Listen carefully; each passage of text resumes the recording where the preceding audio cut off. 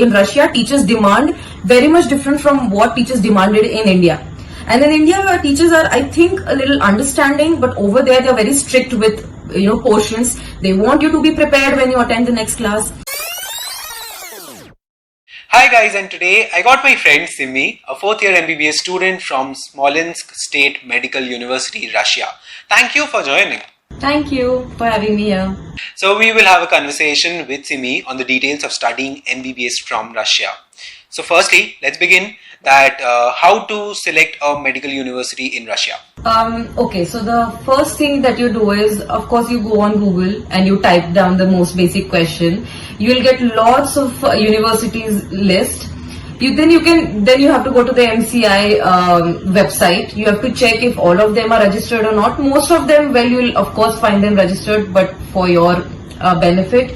Then you check if it's ECFMG registered or not, because even if you're not planning for USMLE or PLAB, but it's always better to go down that road which is safer for you. Once those are checked off, you talk to those seniors or juniors, whoever are present there, and you make sure that you have an Indian atmosphere over there, so that you don't feel alone. And after that, you have to make sure, the most important thing actually, that is that it should not be a bilingual course. That is, many universities in Russia provide first half of their course in English and other half in Russian, that is paraclinical subjects in English. In Russian, and that creates a huge problem because sometimes students miss that out, and after they go there, they have no other choice but to continue. So that is one thing that one must make sure. And then after that, the fourth point should be about fees. Then you should check whatever is affordable to you, and then according to that, you can go ahead with the decision.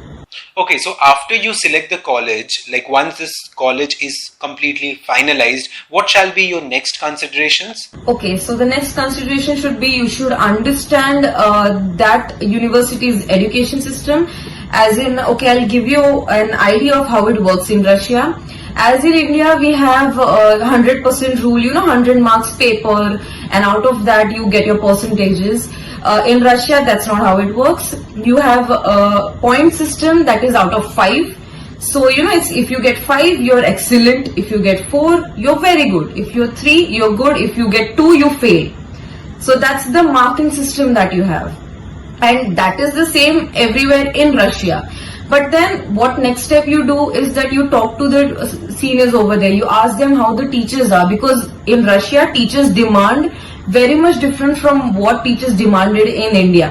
And in India, our teachers are, I think, a little understanding, but over there, they are very strict with, portions. They want you to be prepared when you attend the next class. So I think these are the things that comes next to your list. Then if you have cooking issues, you have to make sure if they provide you with mess or not. If not, then you have to be sure that, okay, I have to cook it myself. So these are certain things that one should keep in mind. Okay. And the next thing, could you tell that how to go to Russia, in the sense like which agencies actually help you in the process? Okay, I won't name particular agencies, but actually when I was searching for it, I went on Google. I checked out for their certification, whichever agencies came up on the page, and then I talked to them personally. And after that, there's one advice I'd like to tell people, that not all agencies lie, but sometimes they might promise you that yes, we do provide you with mess, and mess is important. It's literally your cooking thing. It's about your everyday life. So they might lie, some might do that yes, we do provide you mess, but there's nothing like that over there when you go. So just to, cross check whatever your agencies are saying is correct or not, you must talk to the seniors. That's why I keep on saying that. But other than that, you can easily find lots of agencies on Google, and all of them are certified and they are very helpful. Okay. And what are the different exams that you have to appear for, like, pursuing MBBS in Russia? Okay, so when I was done with my high school, at that time the rule had come that you have to pass NEET-UG, no matter what, you have to have that passing rate. So I think that's all as of now. If you pass NEET, you can go to abroad, and then I think each university has their own entrance exams. So that is actually very much particular to the universities. But NEET, you need NEET passing to be eligible. Okay, are there any more such exams? Like Ukraine has CROC exams, your Philippines has an exam before the MBBS degree starts and after the BS degree. So is there any specific exam which students should know before they fly to Russia for their MBBS? Actually, as far as I know, we just had one entrance exam which was pretty easy. It wasn't too difficult.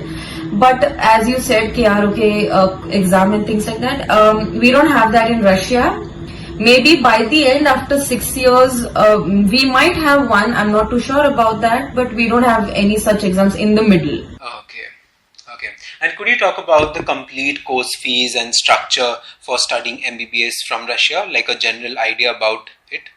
Yeah, sure. Okay, so in Russia, it's 6 years.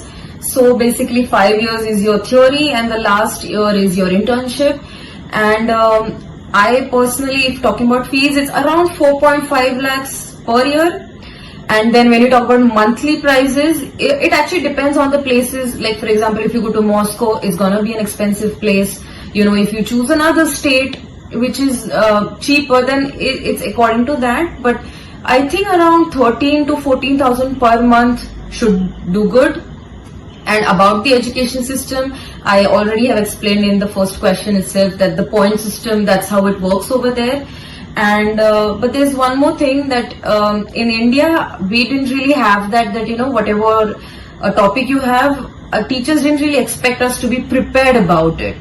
But in Russia, you are expected to be prepared, and in fact, you'll even have a test over that on that very day. So it's pretty strict in Russia, and you have to be up to it.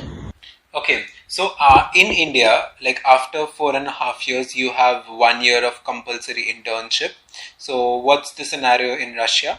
It's the same. The last year is internship, and the first years are pretty theory.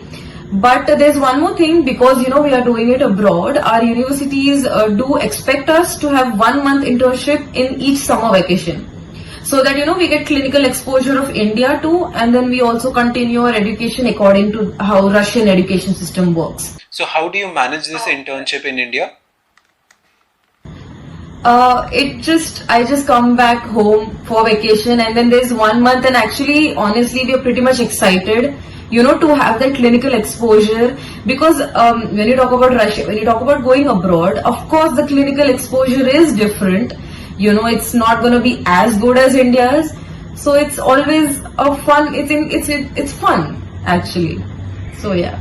So after getting the MBBS degree from Russia, can you practice there in case you cannot come back or you want to settle down there? Okay, so I'll be honest, I don't have much researched answer about this, but as I had asked my seniors, they said we can.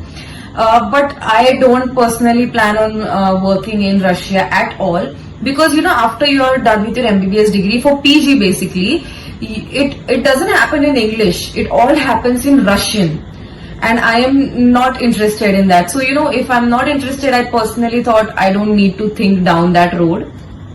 So yeah, that's that. Okay, and how is the security of a foreign student here? As I said, it's very secure over there. You don't need to worry about anything. You have to punch student ID cards each time you enter or leave the hostel. So in that way, you know, they have your record too. And there's CCTV cameras everywhere. You have your wardens. So it's pretty safe. And plus, when you talk about outside, people are nicer towards you. I mean, I have had a very nice experience about that, especially the older generation. I think they're fond of Indians, so they give you a nice treatment. I never really had any bad experience. Okay, so do you have any other advice for the students who would be watching this video and planning to fly to Russia for their MBBS? I would just say that if you have done all your research, just trust yourself and go for it, because you know, you're gonna have an amazing personal growth. You're gonna handle your own finances. And I think if you have done all your research, that's all that matters. Just carry warm clothes because it's a winter place, I mean, it's a very cold place, and I think that's that. Okay, so that was a great conversation with Simi, and looking for more such conversations with you. And I hope the audience loved this video because it was quite an informative one with all the technical details. So I'll put an end to here, and that's it for now, guys. Thank you. Thank you.